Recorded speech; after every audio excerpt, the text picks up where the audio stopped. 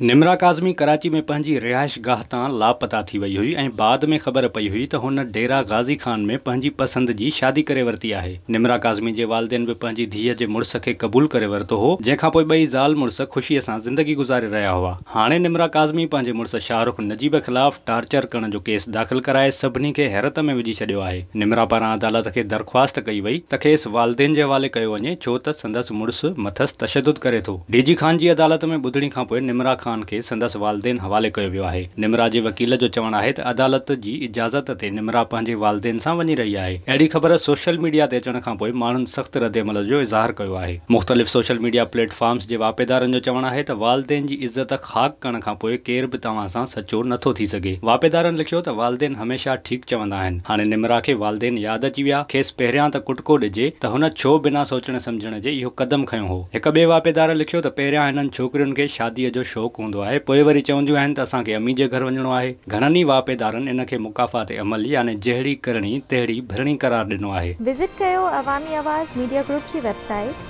awamiawaz.pk।